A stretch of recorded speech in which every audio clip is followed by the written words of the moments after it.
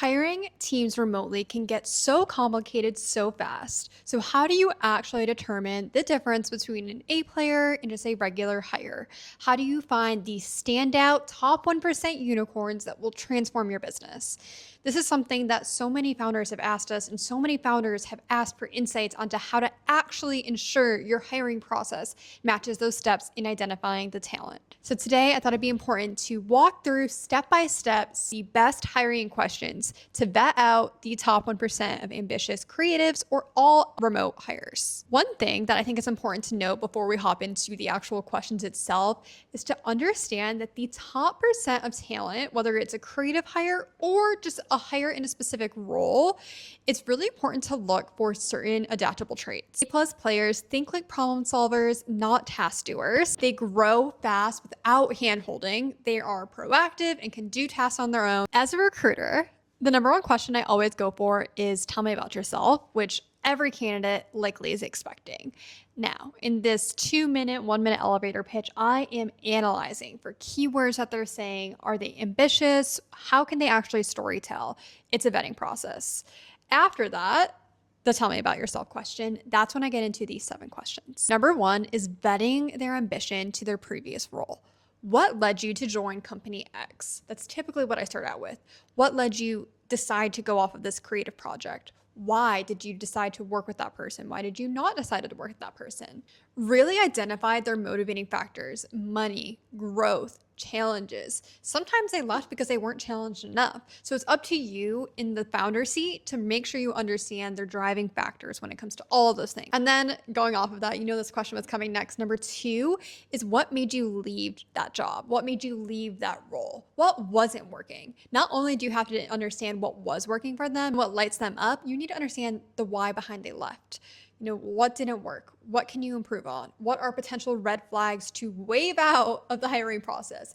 You want to know all this information before you make an informed decision on hiring. This question, why did you leave, reveals accountability and honesty. It reveals that they have ownership, that they're trustworthy, and they're loyal. C type of players, if you're interviewing a C type of player, will talk bad about the company, immediate red flag. These are all things you need to vet out. Number 3, I always love to ask, what was your proudest accomplishment in your last role? Why I love this question so much is because it gives them a chance to show what they're passionate about. And typically, from a founder perspective, you can see where their passion lies in addition to their skill set. So if you're hiring a social media manager role and you ask this question, what are you most proud of in your last role? And they give you an answer about analytic reporting or something along those lines that maybe necessarily isn't the content creation direction you're looking for in that social media manager role, it's a dead giveaway. It may not be a right fit for the job.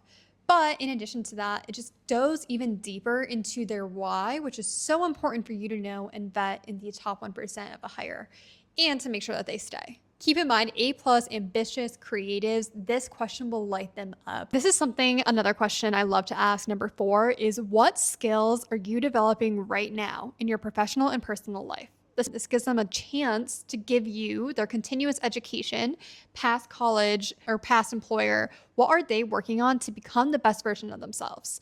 Likely, you want to hire a top 1% A+ player unicorn for your business, and you want someone high top achiever on all of these fields. You want someone that is investing in their health, investing in their wellness, investing in their education, and continuous improvement.